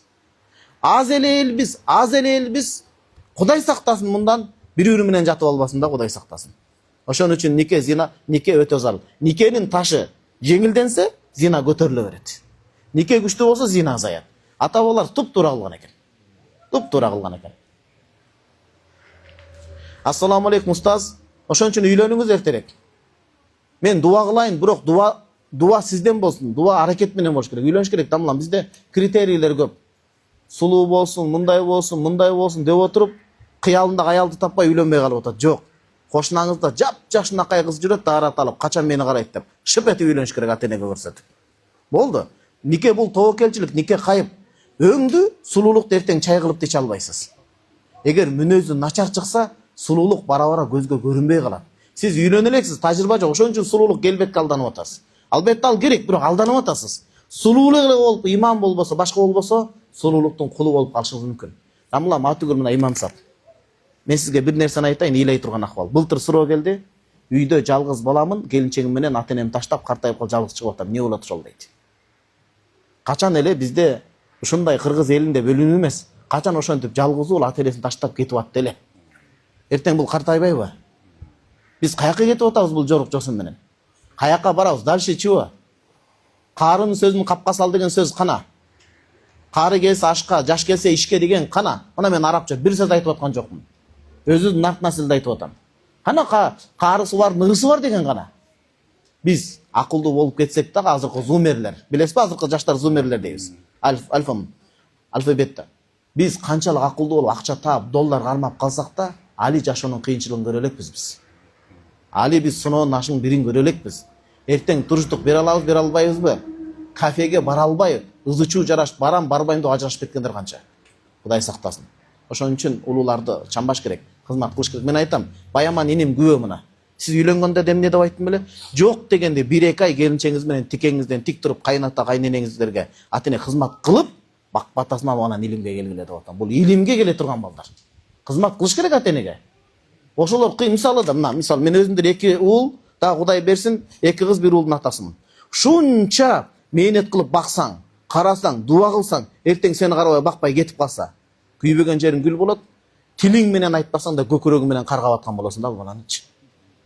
Акырети күйүп кетет канча такоо болсун. Анан зээнин кейит да. Зээнин кейит. Ошон үчүн жаман нерсе бул. Бул туура эмес тенденция. Бул батыштын тенденциясы. Батыштын тенденциясы өзүнө буйрсун. Биздики өзүбүздүн ислам динибиз, өзүбүздүн динге журушкан нарт насыл салт санабыз бар. Ассаламу алейкум устаз, биз досторубуз менен мешит курсак, канча сооп алабыз Аллахтын астында дейт. Ар бир кирпичине чексиз сооп аласыз. Мен сизге ушинтип түшүндүрөйүн. Кечирип коюңуз тамам. Ар бир кирпичине чексиз сооп аласыз. Хадис бар, Бухариде келет. Мен бана лиллахи бейтен, баналлаху лаху бейтен фил жанна. Ким мечит курса, бейиштен өзүн үй курган менен барар. Мешит куруп бүттүңүз, хан сарай сизде курулуп бүттү. Аллах насип кылсын. Дуа кылып коелучу. Амин. Аллахым тирүүлүктө ар бирибиз мешит, медресе, мектеп, ушундай оорукана коомго керектүү болгон нерселер куруп кетип насип кыл, рахмат. Апама дуа кылып койсоңуз, сизди аябай сыйлайт. Аты Бүүнса дейт. Беби Ниса да Бүүнса деген, Ниса деген аял заты деген сөз. Ошолордун төрөсү деген сөз. Негизи, дамлам. Асаке каяктас? My brother, bro. Каяктас? Дамлам. 5 күлөө 5 хат тап келсеңиз, жусуру өсүнө белеке берели. Устаз, Аллахым сизден разы болсун, өмүрүңүзгө береке берсин. Суроо турмушумда билбестен чындык жүрөгүм менен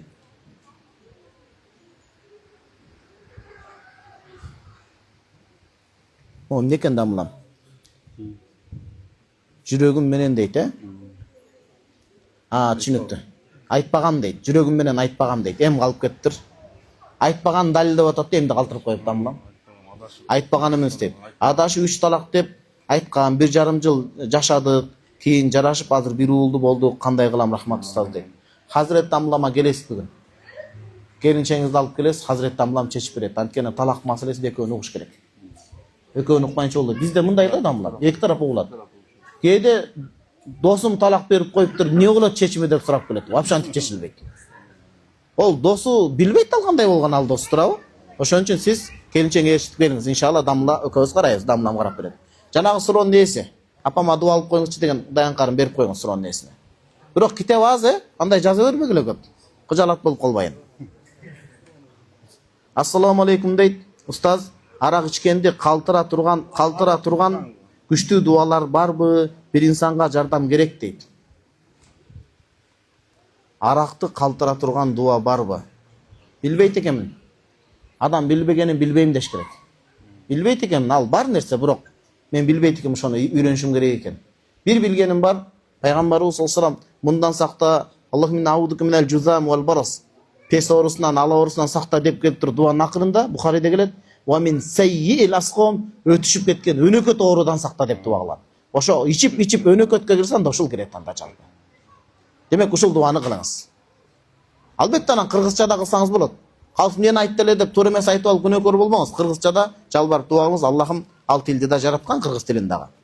Ассаламу алейкум устаз, куш келипсиз. Устаз, менин суроом төмөндөгүчө. Биз келинчегим экөөбүз Москва шаарында баш кошуп нике окуткан элек. Мечиттин жанында бир киши мен окуйм деп окуган эле. Ошол окулган нике туурабы? Жалгыз окуп койсо өтпөйт. Анткени никеде ал молда өзү бир эле күбө болуп калат. Сиз күбөгө жарабайсыз, силер үйлөнүп атасыздар. Нике кыйылганда эки эркек же бир эркек, эки аял болуш керек. 10 аял болсо да өтпөйт. Эки аял бир эркектин ордуна басат, анан бир эркек болуш керек Ханафи мазхабында. Демек күбө катары нике кыйган адам молда өзү күбөгө жарайт. Дагы бир адам жаныңыздарда болуп укса сөзүңөрдү биргеликте нике өткөн болот. Ал иншалла ошончо нике кыйып атат, тиңеңиздер дурус эле деген сөз. Өзү эле кыйып койсо караңгы жерде алып барып кайра келиңиз. Дамда көз жейбиз, бирок 5000 сомдон 10 000 сом бересиз бизге. Аппетитиң боюңа карабай жаман катта экен дебеңиз. Тамашалап айтып атам мен. Шейх дейт. Досторума жана үй бүлөмө дуа кылып койсоңуз дейт, досторумду жакшы көрөм дейт. Досуңузду жакшы көрүңүз, бирок үй бүлөңүздүн эсебинен эмес тамлам. Муну азыр түшүндүрүп берем. Кээ бир адамдар дос, my friend, my beautiful friend, my sweet friend, эң жакын достум, кан достум деп достору менен семирип, волейбол ойноп, улак ойноп, футбол ойноп, керел кечке гап кылып жүрө берет. Аял ипичке арык болуп кан жетпей төрөй албай кыйналат да. Ошону айтып атам, үй бүлөнүн эсебинен дос тутпаң деп. Бара-бара картайганда эң ишеничтүү сатпагандас аялыңыз болуп калат экен да. Бул жашоо ошондой экен. Ошон үчүн аалымдар айткан, бул хадисте бир аалымдардын сөзү, достук мамиле. Зур гиббан таздат хуббан. Сагындырып досуң менен жолук, сүйүң, достугуң күчтүү болот дейт. Тажатып ийсең, аяш бирин чыгат келди, ушу досум тажатты депчи. Ошон үчүн достуктун чеги болуш керек, сакташ керек. Биринчи достон алдын үй бүлө турат. Жакшы билгиле, бул көпчүлүгүнө жакпайт, бирок акыйкат ошондой. Анткени сиз үйлөнүп атканда никеде көңүл буруңуз. Куранда Аллах Таала эмне деген? Ва ахазна минкум мисакан гализа. Нике учурунда оор убада алган дейт аялдар. Мен никеме туттум деген үчүн сени жалгыз калтырбайм, элдин көзүн чурбайм, жекеде урбайм, кол көтөрбөйм деген сөздүн бардыгы ичине кирген. Аялдын дагы тийдим деген үчүн жакшы аял болом, кызмат кылам, сизди ушактабайм, бүт ичине кирген. Ошон үчүн биринчи үй бүлөгө көбүрөөк буруңуз, анткени балдар мээрим алыш керек. Балдарды окутуңуз, 5 тил билсин, 10 тил билсин жок дегенде. Бүт тарабы тең, спорттон мыкты болсун, сүннөткө туура келген. Анан доска бериңиз. Кээ бир адамдар досунун тилине келип, ая ушундай деп койсуз, досуна астында достукту даңазлаш үчүн талак бергендер бар. Ол шайтан жолундагы достук. Досуң эч качан дос, чыныгы дос. Бирөөнүн аялын ажыраштырбаш керек, миң жаман болсо да. Бирөөнүн үй бүлөсү бирөөгө токой. Жаман болсо да Аллах билүүчү, ал достунан дагы. Ала я'ламу ман халак ва хува латифул хабир. Жараткан Алла Таала билбейби? Ал бардыгынан кабардар. Ал кимге ким жуп келет билет. Шакылдап сүйлөгөн эркекке жоошту берет. Аялы да шакылдак чыгып калса жашоо зериштүү экөө ажырашып берет. 10 сөз сүйлөгөндө жеңген 1 сөз сүйлөп коюшу мүмкүн. Же болсо деп үшкүрүп коюшу мүмкүн. Кээ бирлердин аялы шунчалык тесип күйөөсү жоош болот да. Ошо менен жашоо зериштүү эмес экен да. Ошого достор, достукту аялды аралаштырбагыла, баланы аралаштырбагыла. Достук менен үй бүлө менен кечирип коесуз. Дуа кылабыз иншалла.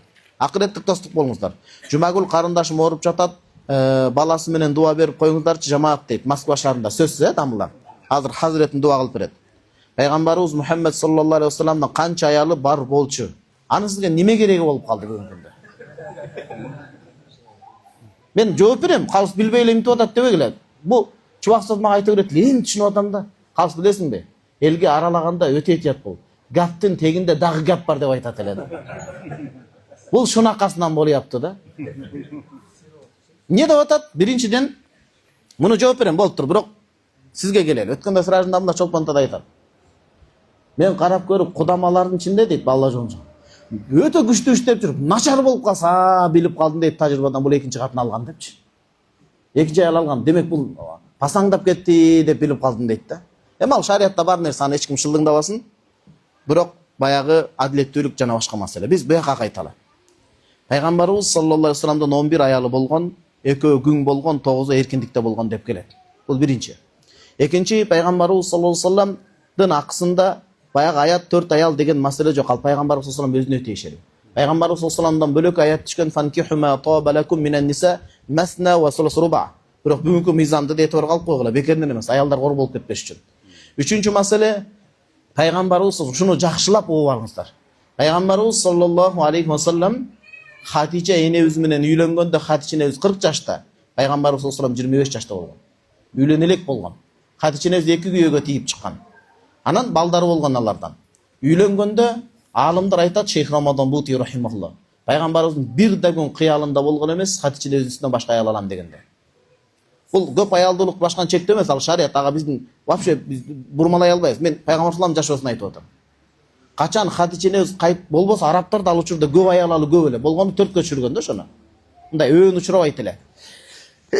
Анан Хатича энебиз кайтыш болгондон кийин дагы бисмилла пайгамбарыбыз саллаллаху алейхи башка аял алам деген эмес да. Түшүндө Айша энебиздин сүрөтү келген. Инкана миналлах фасаюмдихи. Эгер бул Аллах Тааладан келсе өзү жеткирет деген. Ар бир үйлөнүүсү чоң бир максат менен болгон. Эки уруунун башын бириктирүү, душмандын алдын алуу, ошо жетим жесирлерге жардам берүү, сау денебиз. Жашы чоң болгон, катта болгон, балдары көп болгон. Айткан кар, о Аллахтын элчиси деген. Сиз мени алсаңыз үммөткө кызмат кыла албай, мээнет кыла албай калбайсызбы? Анткени менин бала чакам көп дегенде жок деген да. Анда сау денебиз мисалычы. Демек бул жерде үйлөнүүдө батыш түшүнгөн сыяктуу төшөк рахат эле эмес, кечирип коесуздар. Бул коомдук чоң көйгөйлөрдүн алдын алуу маселеси бар. Түшүндүңүздөр, зинадан алдын алуу жана башка. Ошол сиздин сурооңуз. Анан түбүндөгү суроону жекече сүйлөшөлү братан десеңиз ага да макулдуу. Кол көтөрүп суроолор болсо айтыңыздар, бирок сураныч саясатты бербеңиздер. Мен саясатчы эмесмин. Экинчи сын сурактап коет, сындап сурап, диги молдоке мындай деп жооп бердилер, бул кантет экен, ия, көрөйүнчү дебеңиз. Чындап, акыретиңизге, дүйнөңүзгө пайдалуу болгон сурак. Акыркы 4-нчү шарты мусулмандардын ынтымандары, бул жамаат мындай, диги мындай, же имам дегендей мындай деген суроону вообще бербегиле. Күнөө табасыз. Анын кереги жок. Баарыбыз кемчиликтүүбүз. Оң жак, орто тарап, сол тараптан кол көтөрүп. Саат канча болду? Saat 3'te 12 dedi. 12'de. Алейкум салам, Hazret.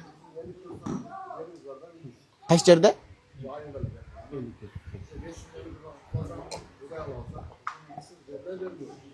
Ооба, 500 килограммдан жери бар экен дамыландан үлүш. 500 килограмм буудай алат экен, ошонун 1/10-ден бересиз. Суат жерде,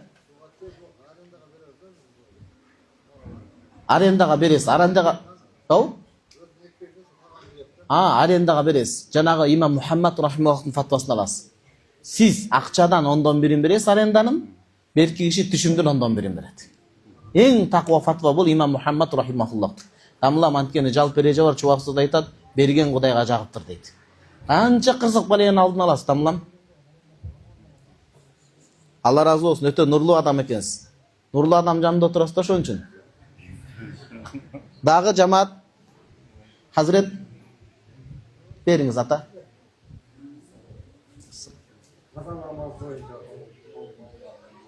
Окулабы жокпу? Окулса кандай окулат, Каза намаз жөнүндө окулабы жокпу? Окулса кандай окулат? Каза намаз окулат. Окулат.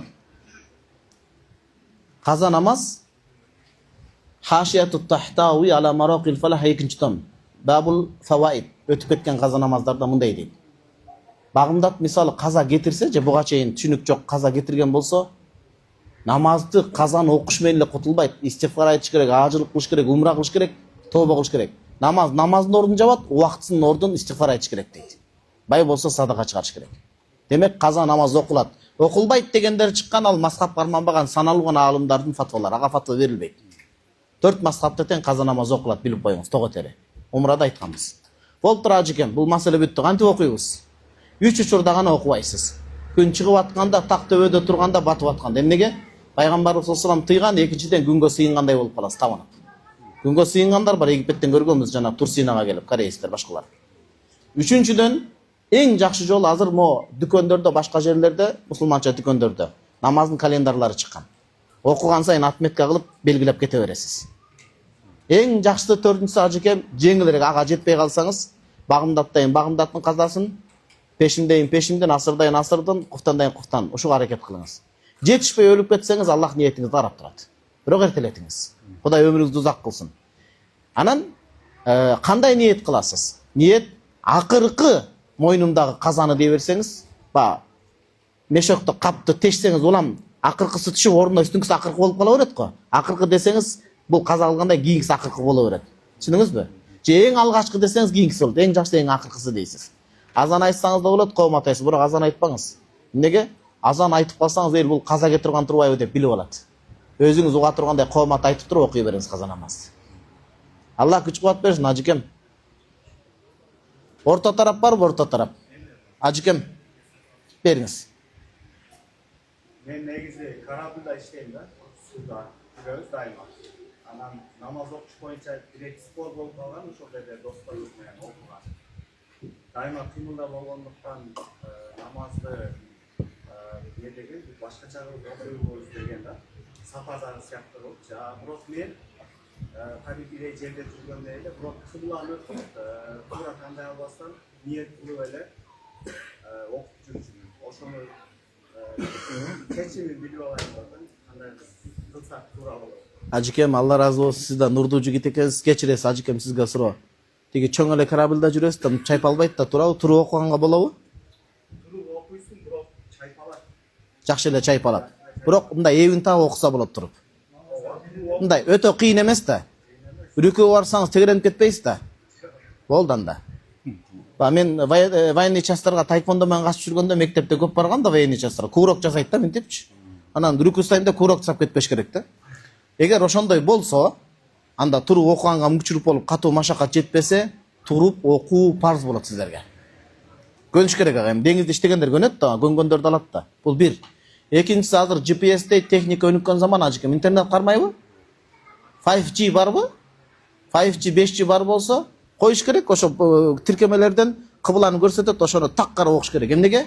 Фа айнама такуну, каякта болбогула, фасамма бага эмен айтат да. Фа айнама туаллу эме келет. Фаваллу вужухакум шатра. Кыблага карап жүздөнгүлө деген аят бар. GPS менен тапканга мүмкүнчүлүк болду, ошону караш керек. Интернет иштебей калса, адам я'малу би галиби зон. Издеп, могулжак болуш керек деш керек да. Эч нерсени ойлонбой эле кел окуп койсо, туура чыкса мейли, ката чыгып калса кайра окуш керек болуп калат. Ошон үчүн туруп окуйсуз кадимкидей. GPS-тен таап, кыбланы карап окуйсуз. Ал программа чыккан. Google'га жазсаңыз ошол тарапка чыгарып берет. Анан ошо фарздарды фарз ойлоно эле. Сиз мусафир болуп бир жерден экинчи жерге канча эмеге жүрөсүз аралыкка? Канча күн жүрөсүз? 3 күн, максимум 3-4 күн океанда жүрүп калабыз. Ал 3-4 күн болсо көп эле да, 120 километрден көп да. Парздарды окуйсуз, 4 рекеттик парздарды 2 рекет кылып, милдеттүү түрдө кыскартасыз. Пешимде 2 рекет кыласыз, асырды 2 рекет кыласыз, куфтанды 2 рекет кыласыз, шамды 1,5 болбайсыз. Шам 3 рекет окулунат, багымдат 2 рекет окулунат. Ниет кылдым намазды касыр кылып окумакка. А сүннөттөрчү, сүннөттөр. Убакыт жетсе окуйсуз, жетпесе айла жок. Ташта дегенди айтып аткан жокпуз, колдон келишинче тырышыңыз дегенди айтып атабыз. Ийгилик шейхим. Кечирип коесуң. 50 миң айлык алсам, ошондон ар сайын зекет береминби же береби дейт. Зекет дароо берилбейт. Биринчи шарт карыздан фадилан алиддайн, карызы болбош керек. Карызын мünasabet эткенде 5 миң эле калып кетсе, 45 миң карыз болот, бербейт. Экинчи шарт фадилан хаваижил аслия, үй жайы болуш керек. Жок дегенде бир үйү. Үйү болуш керек, бир унасы болуш керек. Азыркы заманда шарт. Ошондон ашса, ай сайын 50 миңден болсо 12-ге көбөйтөсүз, 1 жыл бекем сакталып турса, анда зекетти алдын ала берип койсоңуз болот. Сакталбай ай сайын үйгө иштетиле берсе, калганы бар да, мисалы 50 миңден 45 миң иштетип атасыз. 5 миңден топтоп 12-ге көбөйтсөңүз, зекетке жетсе төлөйсүз, жетпесе төлөнбөй калат анда. Демек анда ал адам муктаждыгы көбүрөөк болуп атат деген сөз чыгат. Ошон үчүн үй барбы? Бир тууганым. Жокпу? Үй болсо бир уна барбы? Жокпу? Жок дегенде бир уна зарыл азыр. Өтө чоң карыз барбы? Жок. Үчөө бар болсо зекет бересиз. Жок болсо берилбейт. Айлыктан үчүн берилеби? Айлыктан жок. Үшүр только жердин акысы, жерден чыккан нерсе болуш керек. Айлыктан садага берсеңиз жарашат. Сиз бес суроо бар. Отур айта берейин. Оо, Мисалы да 120-дан өткөндөн кийин касыр намаз окуйбуз, анан кайта келгенге чейин, үйгө келгенге чейин касыр окуйбуз или жака жетип алып түшүндүңүз да? Алла разы болсун. Түшүндүм аксакалым. Өтө нурлуу, маңдайыңыз жарык адам экен. Ата өмүрүңүзгө береке берсин. Аксакал, сиз бул жерде чек бар да. Бул айылдын чеги кийинки айыл кайсы дамлан? Ошко кетип аткан тарапта. Kıl ayılı. Кыл айылы. Кыл айылынын жазуусу бар го. Кыл айылынын жазуусуна жеткенден баштап намазды кыскартып окуйсуз сиз. Качан ошко жеткенде эмес. Кыл. Baştan çıkarsın. Sakallıdan başlar. Сакалдыдан баштап. Келген үйгө келип да касыр Азыр шашпай туруңуз. Сакалдыдан баштап окуйсуз, бирок сакалды деп атат, сизде сакал жок болуп атат да. Өзү сакалды бар экен. Сакалдыдан сакалдуу адам сакалын коюп өтүп атканда, ошол жерде баштап намазын окуйт. Ниет кыласызбы ажыкем? Ниет кылсаңыз катта белек бар менде. Болду анда. Калпак тап келгиле жигиттер. Калпактын жакшысын бериңиз. Sana gel. Diyet kıldınız. Damla. Келиңиз. Калыс жаман молда экен дебегиле. Sakal dayılıdan damla. Машалла. А сиз сакалдыдансызбы? Болду ажыкем. Дамыла киши, машалла. Кучактап коюнчу дамылам, келиңиз. Садагыңыз кетейин, Хазирет. Аллах таалам разы болсун. Аллах таалам береке берсин. Сизди жакшы көрөсүз. Албетте, биз агабызды сыйлаган үчүн болчу. Учурдан пайдаланып деген минтептер туура эмес түшүнбөгүлө, бул биздин агабыз. Анан китеп тап келиңиз дамылам, китепти дагы белекке беребиз. Керектүү хадистен бирди, эмеден бирди. Hizmetı жақсы damla. Ооба, дамыла нурлуу. Талабын карабайсызбы дамылам суроолорун?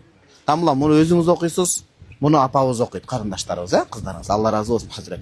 Дамылам, ошондо келиңиз. Сакалдыдан намазды окуп баштайсыз, ошко жеткенге чейинчи 15 күндөн азына да. Анан кайра кайтып келатканда ошол сакалдыга киргенге чейин кайра кыскартып окуй бересиз. Сакалдыга кирип калсаңыз болду, асырда окуй элексиз да, мисалы баштап койгон. Сакалдыга кирип калдыңыз. Акыркы убакта жергиликтүүсүз 4 кылып окуйсуз. Эми сакалдыдан ошко чыктыңыз. Кийинки аялга киргенде кыскартып окуйсуз асырда. Жумуш менен мен паспортумду унутуп калыпмын, ID карты деп кайра кайттыңыз. Кайра кайтып үйгө киргенде асыр нума келип калды. Кайра кайтып үйдөсүз, 4 рекет окуйсуз. Качан ошол жака чыгып баштаганда, ошол жерге кайтып келгенге чейин касыр окуй бересиз. Алла разы болсун, аксакал. Сол тараптан. Суроолор барбы? Ажыкем, кечит. төрөлгөндө акыйка кылганда төө сойсо төөнүн жашы канча болуш керек?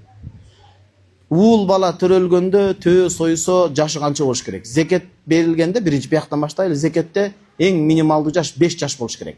5ке толуп 6га кеткен төө болуш керек. Анан экинчиден акыйкада төө деп эсептелбейт, акыйкада 2 кой деп эсептелет. 2 койдун баасына дал келген төө болсо жарай берет. Анда жарай берет.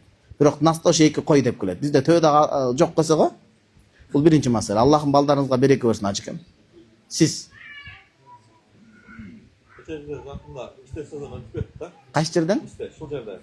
Ан істе тердік, ошо теріліп, ташталған жерлерден тердік да. Жашап қыл тердік. Жана таладагы калып кеткенсиңер, талада. Ошоларда düşүп чыгарабызбы, чыгарбайбызбы? Ажыкем такып ашыгуу үчүн чыгарып коюңуз. Аз эле. Негизи талаш тартыш бар, жана мен күшүр жөнүндө кеңири окуп бербедимби? Бирок такып ачылуу үчүн чыгарып коюңуз. Баары бир өзүңүздүн үлүш жери эмес, ал калып кеткен жер. Андан негизи чыгарылбайт, ал бекер эле. Бирин экин эле калат да. Бирок ошентсе да фатва чыгарбайсыз, милдеттүү эмес, ал калып кеткен бирин экин. Такып ачылып чыгарып коюңуз. Кимге берем десеңиз, микрофон кармаган күрөң чекпен кийген бирөө отурат астында. Бияк тараптан. Ажыкем,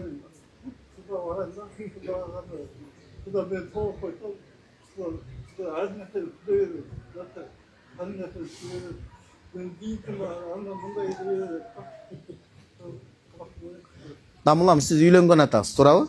Кыздарга барсаң, кыздар сизди жактырбай атат. Анака, мынака деген, андай, мындай деген сөздөр сүйлөйт, туурабы? Мен жигитим бар деп. Жигити деле жок, жигити болсо сизге жолукканы келмек беле. Вкус маселеси да. Дамылам, сиз үй жай шарт бир сыйра себептер дүйнөсүн кичине болсо да толуктадыңызбы? Эртең жашап кеткенде шарт барбы, жокпу? Шарт бар, Шарт бар. Канчага чыктыңыз? 93-жылкысыз. Башка жагы бүт жакшы эле да, сонун. Эгемберди шейхим катта сөз берип албайын. Бирок кийинки жолугушууга убактым болсо мени кошо алып барыңыз иншалла. Мен сиздин атыңыздан сүйлөп берем, Кудайым буйрса. Же чыккандан кийин экөөбүз жакшынакай видео түшүрүп коелу. Анча-мынча тоготпой аткан кыз болсо видеону көрсөтүп коесуз, атак жөн жүргүн депчи. А эң негизи дуа кылабыз иншалла. Дамылам.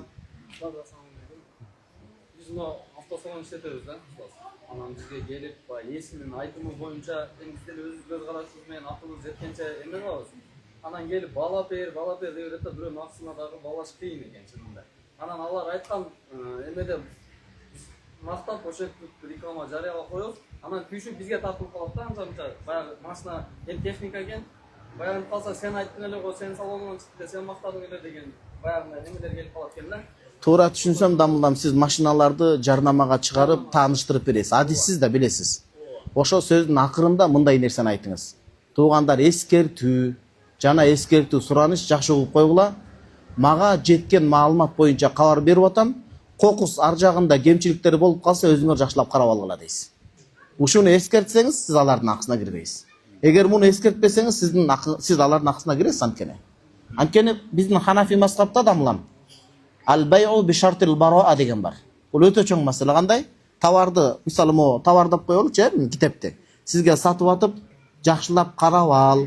Булдун эч кандай айыбы жок. Эртең кайтарып келип отуруп атсам, чындап айыбы чыкса да кайтара албай каласыз.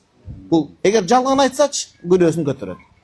Туура күмөн кылсакчы, мен билишимче айыбым жок деп сатып атат да. Бирок эртең кайтара албай каласың деген нерсени шарт кылса, берки адам жакшылап карап алыш керек Дамыланда. Түшүнүктүбү? Сиз жана эскертүүнү кошуңуз. Мен жөн эле жарнама кылуучу. Мен колдон келишинче издедим, караштырып көрдүм. Ошондо деле биз билбеген айыптар болсо, жакшылап адистерге кайрылгыла деп коюңуз. Бул аманаттан кутулууга жакшы болот. 1-2 суроо ажыкем.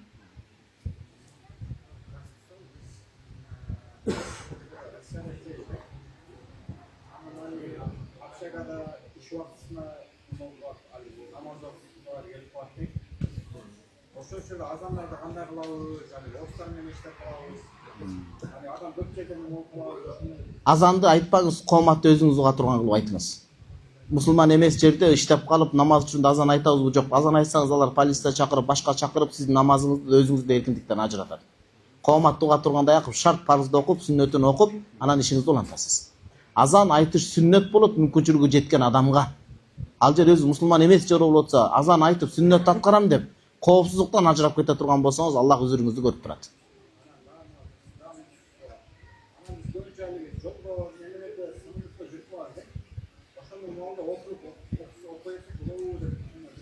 Ал-ихтияр ли та'ил мухтар башка Ханафи китептерде айткан эреже. Иннамат таклифу би кадрил уса. Ар бир учурга жараша шариаттын жүгү болот. Самолет айдап баратканда айла жок отуруп окуйсуз. Көбүнчө биз эмне эконом класс менен учасыз. Бизнес класс менен учуп калсаңыз туруп окуй турган жер бар мисалы. Дубай бар го, Эмират, Саудиянын жанагындай Сауд Airlines'тар учсаңыз, атайын намазкананы коюп койгон да. Кенен аны эконом класстарда окуп алат. Андай шарт жокпу, тура албайсызбы, дарат алганда да кыйын болот, эптеп алыш керек. Андай жайларда отуруп окуйсуз, таяммум менен же дарат менен аракет кылып, анан ошол өтөт иншалла. Сиздин мойнуңузда ошону кой бербеңиз. Эми кээ бир адамдар этияттык үчүн кайтар дейт, бирок фатва өтөт. Шарият эреже, Ханафи мас, иннамат таклиф, шариаттын жүкү би кадрус, күчкө ал жагдайга жараша жүктөлөт. Бир суроо, ошо менен жыйынтыктайлы туугандар. Азыр кечиресиз Хазирет. Дамлам айтыңыз. Biz adırda listeye koyacaklar. Yoksa belirleyecekler. Onlardan kanal listesi aldılarız. Karasa kanal falan. Özünüz gelebe? Özünün teritoriyasına. Özünün Aranda götüren mesalar var. Ha. Başka bir özürleri olsun. Aba. Sizdin mülküңүздөн бирөө уурдап терип алыптыр да? Aba. Дамлам, туура эле кылгансыз. Эмгек акыңар деп бир аз дамтатканга берип коюш керек бирок. Көз акы бар да.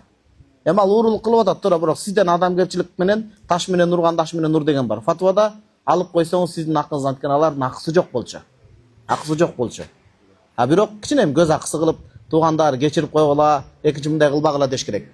Мен спорт талаасынан түшүндүрүп берейин. Мухаммад Салах деген египеттик оюнчу бар. Базелде ойлоп, көрдүңүз, молдулар любой темада бар да. Базелде ойногон Швейцариянын командасында, кийин Англияга, Челсиге келген, жолу болбой Италия, Ромага кеткен, келип отуруп, акыры Ливерпулда ойноп, азыр Турциянын бир Трабзонспор бар, ошонун командасына келди. Тоготер эмне? Спорт эмес. Анын үйүнө уурулар түшкөндө, египеттик ууру түшкөндө ачарчылыктан. ошол ууруну түрмөгө кеспей, жакырчылыктан энеси ооруп аткан экен, ал жагдайын түшүндүрүп иш менен камсыздаган азыр эң такып адамга айланыптыр да. Таш менен урган даш менен ур деген аталардын сөзү бар. Балдар, уурулук жакшы эмес, мына бир аз мисте берейин, эмгек акыңар, бирок мындайга келбегиле деп коюш керек. Бияктан бир адам кол көтөрдү. Сиз көтөрдүңүз, ажыкем.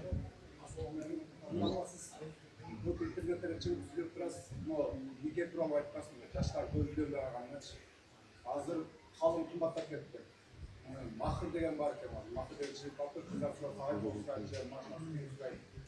Ama üylөнгөндөн кийин зор үйлөнүшөт, үйлөнгөндөн кийин 2 жаш аял таштап өзү ери тиги Россияга кетип калат. Ортодо судашып кетет. Ажыраш ошондон көп болот. Негизи ошону секинчилик мындай. Азайса калың азайып кетти, махыр мерак. Жаштар көп үйлөнгөндө азыр чындап Ажыкем, Алла разы болсун. Акебиз, агабыз, абабыз айтып атат. Ооба, никенин кечиккенин да бир жөнү бар да дейт. Шунун бир жөнү сыры. Себеби калың кымбаттап кетти, махры кошулуп кетти, иштейм деп үйлөнө албай жүрөт, акча топтоп. Дамылдам аз айтыш керек. Дайыма сабактарда айтам да. Никени кыйындата берсек, зина жеңилдеп кете берет. Бул адамдык муктаж да, адамдык потенциал, муктаждык ал табиятынан жаратылган Аллах берген. Ошон үчүн акча эки жашты бакытсынан тозо турган кедерги сыноо болбош керек. Экөө үйлөнгөндөн да байлыкка жетишет. Баланы кызды соодалап сатпаш керек да. Ошо кызынын ар намысы абийри. Канча байлыктан да жогору турат. Кыздын бактысы келген жерге узатуу ошол эң жакшы болот.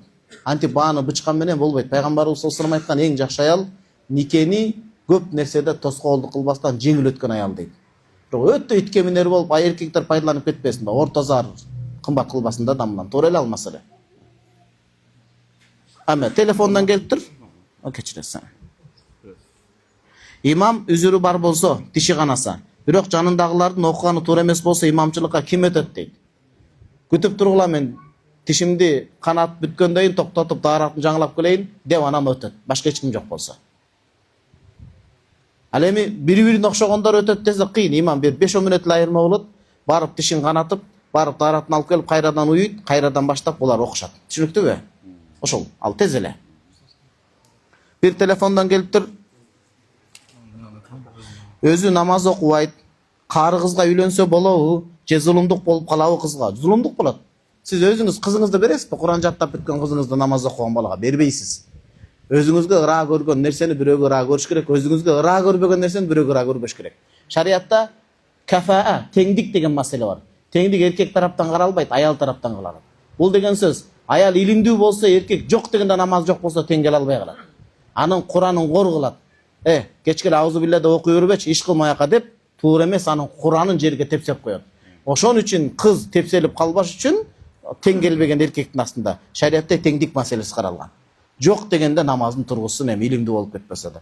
Жок дегенде Абдурахим Дамланын окуу жайына барып, мисалы да, мисал иретинде эле айтып атам. Окуп келсин. Мына көк жаңгак бар экен, ошол жерде медресени окусун. Дамыланын астында бир ай таалим алсын. Дамыла бир ай өткөр. Эми түзүк молдо болуп калдың, дадыл болбосоң деп туруп анан жөнөтсө үйлөнсө болот ошол учурда. Түшүнүктүбү? Акыркы суроо туугандар. Bir суроо бар да. Меники эмес, негизи бир акебиз берген бизге. Бул суроону бергени 5 ай болуп калды. Алыста иштеп жүргөн кезде берилген бул суроо. Анан мен өзүмүн айылдагы имамыма чалып, ошол суроону билип бериңиз дегендем, билип бере алган эмес да. Мен бир алымдардан билгендерден билип берем деген, ал сизден сурайын, камерага тартып алайын, ошол кишиге өзүм жеткирип коеюн да. Аманат соц тармакка чыкпасын, бул итак эле тартылып атат да сабактар. Аманат акем суроо берген да мага, тастакырла, Алла кечирсин.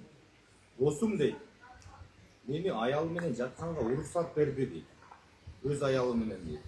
Сен ушу аялым, менин аялыма үйлөн, аялым башка менен жүрүп же болбосо башка менен зына кылбасын, сен гана берейин. Сен экөөбүз бир аялды алалы деди. Ошол кандай болот? Имамдан сурап берчи деп мага суроо берген Аманат деген да. Ал киши азыр ушул жерде Кыргызстанга келди. Мен лично видеону көргөзө алам ошол. Пайгамбарыбыз саллаллаху алейхи вассалам айтат, аялын кызганбаган эркек даюс болот.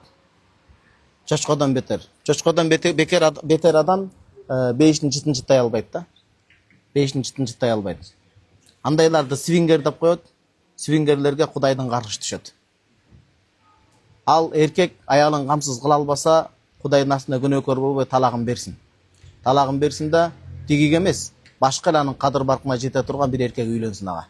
Ал бул кетишти аны тозок калып барат. Ошол да мына. Азыр катуу сөзүн айткым келет, бирок айта албайм да. Жок, аны эшке чыкканда айтам, эшке чыкканда айтам. Жооп алдыңыз. Уларбек деген досубуз ооруп атат эле, досубузга дуа кылып коюңузчу, Аллах ыраазы болсун. Амин. Уларбек аттуу достордун баардыгы оорубасын, эч кимибиз оорубайлы. Аллах Таала бекем ыйман күч кубат берсин, эки дүйнө жакшылыктарын берсин иншалла. Тамылан белектерди алып келиңиз. Суроо калбады? Ажыкем? Аялы 7 айлык боюнда бар. Бирок талапка чыккан талап бар да. Чыкса болбойбу? Тамылам аялынын 7 айлык боюнда бар, даватка чыкканга кызыгуу талабы бар чыкса болот. Бул медиктер жооп бериш керек. Биз азыр жеңенин акыбалын билбейбиз, анткени угроза болуп кала турган болсо мен болот деп чыгып түшүп калса, мен жооп берип калам. Даватка чыгуудан алдын азыр ажыкем кечиресиз. Жана гинеколог эжекеге барыш керек мусулман. Текшерип бериңизчи, баланын акыбалы жакшы эле, угрозда коркунуч жокпу, чыксак болобу? Мындай жакын эле аралык. Чыксаңар болот, мына момо дарыларды алып алгыла десе, ошо врачтын назначениясы менен чыгыш керек. Анан болбой, толго келип калышы мүмкүн, 7 айда деген этият болуш керек, бутун көтөрүп жатыш керек десе, күйөөсү барып 3 күн ыйлап дуа кылып келсин, жегем үйдө жатып туруш керек. Ажыкем? Ассаламу алейкум. Алейкум салам. Доктор кишилер эле да. Окуй албайт. Келип баратат болчу. Мен небереме дуа берейин дейм. Болду. Кечиресиз. Миң барта үзүр шейхим. Ассаламу алейкум устаз. Жамаат менин небереме дуа кылып берсеңиз. Сөз ажыкем келиңиз. Алла разы болсун. Аллах Таалам сиздин небереңизди чубак устаздан кем эмес алым кылсын. Эли жерине, мамлекетине күйгөн, имандын көлөкөсүндө эмгек сиңирген, эли жерин гүлдөткөн, жалпы адамзатка, мусулмандарга пайда алып келе турган чыгаан кемеңгер уулдардан болсун иншалла. Сизде дагы барбы? Алла разы болсун жамаат. Белектерди алып келиңиз, асаке. Ооба. Анткени кийинки